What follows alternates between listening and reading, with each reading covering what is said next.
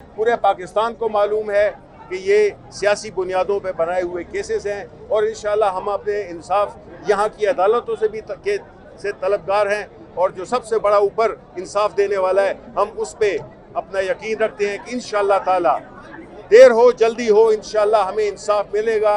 इमरान खान सुरखरू होगा और इंशाल्लाह वो अवाम में दोबारा होंगे। जिस तरह से खबर मानिका ने बुरी जुबान इस्तेमाल की, ये तो जो इन्होंने बात की है वो तो बहुत डिसेंट वर्ड्स हैं, लेकिन उन्होंने बड़ी फोर्स बातें की हैं जिसको ये कोर्ट के डेकोरम और जज साहब को उसको रोक देना चाहिए था, क्योंकि जो गुफ्तगू वो कर रहे थे और जो वो खान साहब पे इस तरह की वो बातें कर रहे थे वो इंतहाई इखलाक से घिरी हुई बातें थी। दूसरी बात ये कि हमें बड़ा अफसोस है, हम समझते हैं कि हमें मालूम है कि इस वक्त अदलिया अपनी बका की जंग लड़ रही है, हमें ये भी मालूम है कि इस वक्त अदालतों पे काफ़ी प्रेशर है, लेकिन कल जब तारीख लिखी जाएगी तो वही जज सुरखरू होंगे और वही जज होंगे जो कि अपनी नवासों को, पोतों को और आने वाली नस्लों को अपने लिए ज़रिया या फ़ख्र बनाएंगे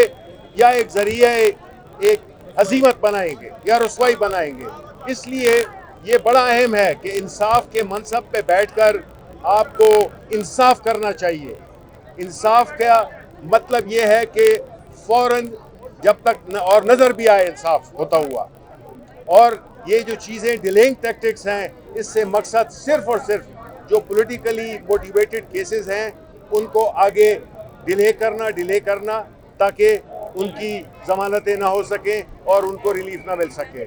आखिर में बात यह है कि देखें जी, जो मुल्क जिस सूरत हाल से गुज़र रहा है, जो सियासी अदम इस्तेहकाम है, वो सियासी अदम इस्तेहकाम की ज़ामिन सिर्फ अदालतें ही हो सकती हैं।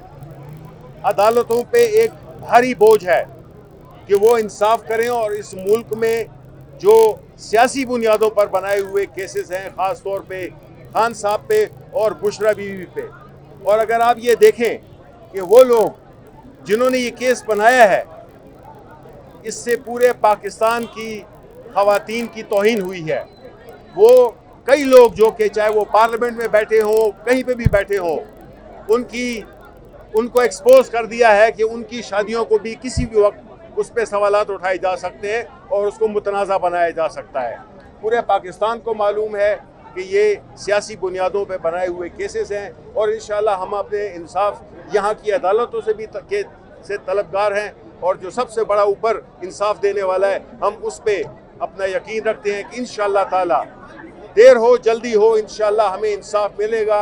इमरान खान सुरखरू होगा और इंशाल्लाह वो अवाम में दोबारा होंगे। आखिर में जज साहब पे प्रेशर डाला गया, ये एक प्री प्लान की तरह हुआ है। जज साहब को कहा गया कि ये केस आप ना सुने। इस तरीके से दरख्वास्त पहले जो आई थी वो जज साहब ने डिसमिस कर दी थी, उसके ख़िलाफ़ कंप्लेनेंट खबर मानिका हाई कोर्ट नहीं गए थे।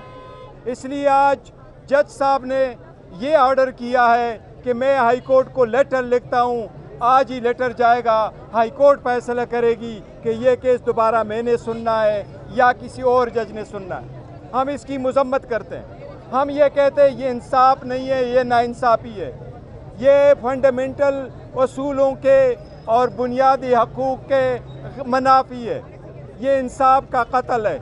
इसके लिए इंतज़ार करते रहे। हमने जज साहब से रिक्वेस्ट की कि आप जजमेंट को सस्पेंड कर ले, आप सेंटेंस को सस्पेंड कर ले। ये वो तारीख़ी केस है जो सिर्फ 2 दिन में कंप्लीट हो चुका था, जिसमें एविडेंस की क्रॉस एग्जामिनेशन की इजाज़त नहीं दी गई थी। इसमें हमें एविडेंस प्रोड्यूस करने की इजाज़त नहीं दी गई है। ये एक पॉलिटिकल विक्टिमाइजेशन, बोगस और बेसलेस केस है। एडिशनल सेशन जज साहब की कोर्ट में था। लास्ट ऑर्डर के मुताबिक जज साहब ने 9 बजे ऑर्डर अनाउंस करने के लिए रखा था। इस केस में अपेलेंट खान साहब और बुशरा बीबी की तरफ से आर्गूमेंट्स कंप्लीट हो चुके थे। इस केस में प्रोसिक्यूशन की तरफ से भी आर्गूमेंट्स कंप्लीट हो चुके थे। आज 9 इस्तदा की गई कि कुछ गुजारिशात करेंगे प्रोसिक्यूशन वाले, इसलिए केस को 10:30 बजे के लिए रखा गया। 10:30 बजे इस मरतबा फिर लास्ट टाइम की तरफ जिस तरह कोर्ट में एक मरतबा हुआ था, कंप्लेनेंट खावर माने का खुद आया, अदालत को वो कह रहे हैं कि मुझे 10 मिनट का टाइम चाहिए। अदालत ने अपने प्रोसीडिंग रेगुलेट करने बड़ी उम्मीद से कि आज ऑर्डर अनाउंस होगा, इसलिए अदालत ने उसको 10 मिनट के लिए नहीं बल्कि पूरे आधे घंटे का टाइम दिया।